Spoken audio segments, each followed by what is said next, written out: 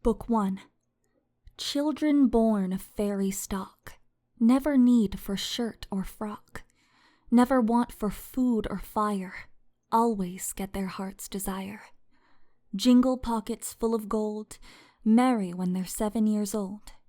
Every fairy child may keep 2 strong ponies and 10 sheep. All have houses each his own, built of brick or granite stone. They live on cherries, they run wild. I'd love to be a fairy's child. Robert Graves, I'd love to be a fairy's child. Prologue. On a drowsy Sunday afternoon, a man in a long dark coat hesitated in front of a house on a tree-lined street. He hadn't parked a car, nor had he come by taxi. No neighbor had seen him strolling along the sidewalk. He simply appeared, as if stepping between one shadow and the next. The man walked to the door and lifted his fist to knock. Inside the house, Jude sat on the living room rug and ate fish sticks, soggy from the microwave and dragged through a sludge of ketchup. Her twin sister, Taryn, napped on the couch, curled around a blanket, thumb in her fruit punch-stained mouth. And on the other end of the sofa, their older sister, Vivian, stared at the television screen, her eerie, split-pupiled gaze fixed on the cartoon mouse as it ran from the cartoon cat. She laughed when it seemed as if the mouse was about to get eaten. Vivi was different from other big sisters, but since 7-year-old Jude and Taryn were identical, with the same shaggy brown hair and heart-shaped faces, they were different too. Vivi's eyes and the lightly furred points of her ears were, to Jude, not so much more strange than being the mirror version of another person. And if sometimes she noticed the way the neighborhood kids avoided Vivi, or the way their parents talked about her in low, worried voices, Jude didn't think it was anything important. Grown-ups were always worried, always whispering. Taryn yawned and stretched, pressing her cheek against Vivi's knee. Outside, the sun was shining, scorching the asphalt of the driveways. Lawnmower engines whirred, and children splashed in backyard pools. Dad was in the outbuilding, where he had a forge. Mom was in the kitchen cooking hamburgers. Everything was boring. Everything was fine. When the knock came, Jude hopped up to answer it. She hoped it might be one of the girls from across the street, wanting to play video games or inviting her for an after-dinner swim. The tall man stood on their mat, glaring down at her. He wore a leather duster despite the heat. His shoes were shod with silver, and they rang hollowly as he stepped over the threshold. Jude looked up into his shadowed face and shivered. "Mom!" she yelled. "Mom! Someone's here!" Her mother came from the kitchen, wiping her wet hands on her jeans. When she saw the man, she went pale. "Go to your room," she told Jude in a scary voice. "Now!" "Whose child is that?" the man asked, pointing at her. His voice was oddly accented. "Yours? His?" "No one's." Mom didn't even look in Jude's direction. "She is no one's child." That wasn't right. Jude and Taryn looked just like their dad. Everyone said so. She took a few steps toward the stairs, but didn't want to be alone in her room. Vivi, Jude thought. Vivi will know who the tall man is. Vivi will know what to do. But Jude couldn't seem to make herself move any farther. "I've seen many impossible things," the man said. "I have seen the acorn before the oak. I have seen the spark before the flame. But never have I seen such as this. A dead woman living. A child born from nothing." Mom seemed at a loss for words. Her body was vibrating with tension. Jude wanted to take her hand and squeeze it, but she didn't dare. "I doubted Balakin when he told me I'd find you here," said the man, his voice softening. "The bones of an earthly woman and her unborn child and the burned remains of my estate were convincing. Do you know what it is to return from battle and to find your wife dead, your only heir with her? to find your life reduced to ash." Mom shook her head, not as if she was answering him, but as though she was trying to shake off the words. He took a step toward her, and she took a step back. There was something wrong with the tall man's leg. He moved stiffly, as though it hurt him. The light was different in the entry hall, and Jude could see the odd green tint of his skin, and the way his lower teeth seemed too large for his mouth. She was able to see that his eyes were like Vivi's. "I was never going to be happy with you," Mom told him. "Your world isn't for people like me." The tall man regarded her for a long moment. "You made vows," he said finally. She lifted her chin.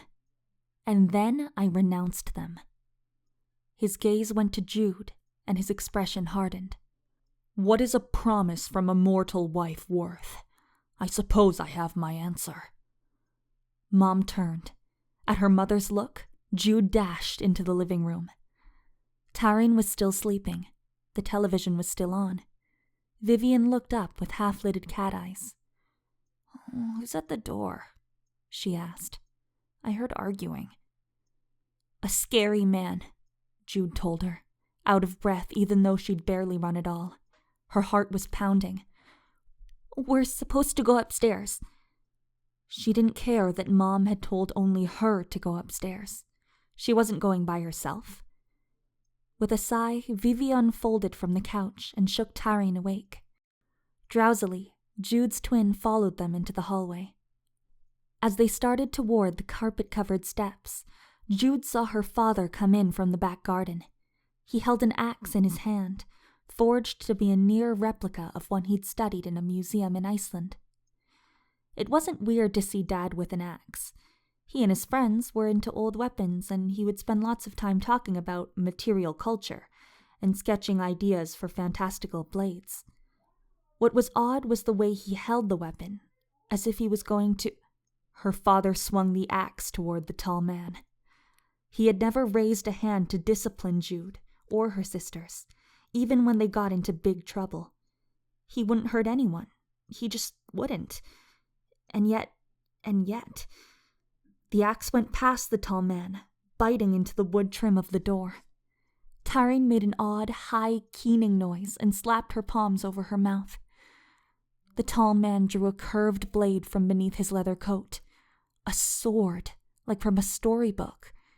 Dad was trying to pull the axe free from the door frame when the man plunged the sword into Dad's stomach, pushing it upward. There was a sound, like sticks snapping, and an animal cry. Dad fell to the vestibule carpet, the one Mom always yelled about when they tracked mud on it. The rug was turning red. Mom screamed, Jude screamed, Taryn and Vivi screamed. Everyone seemed to be screaming, except the tall man. "Come here," he said, looking directly at Vivi. You monster!" their mother shouted, moving toward the kitchen. "He's dead!" "Do not run from me," the man told her. "Not after what you've done. If you run again, I swear I—" But she did run. She was almost around the corner when his blade struck her in the back. She crumpled to the linoleum, falling arms knocking magnets off the fridge. The smell of fresh blood was heavy in the air, like wet, hot metal, like those scrubbing pads Mom used to clean the frying pan when stuff was really stuck on. Jude ran at the man, slamming her fists against his chest, kicking at his legs. She wasn't even scared. She wasn't sure she felt anything at all. The man paid Jude no mind. For a long moment, he just stood there, as though he couldn't quite believe what he'd done. As though he wished he could take back the last 5 minutes. He then sank to his knee and caught hold of Jude's shoulders. He pinned her arms to her sides so she couldn't hit him anymore, but he wasn't even looking at her.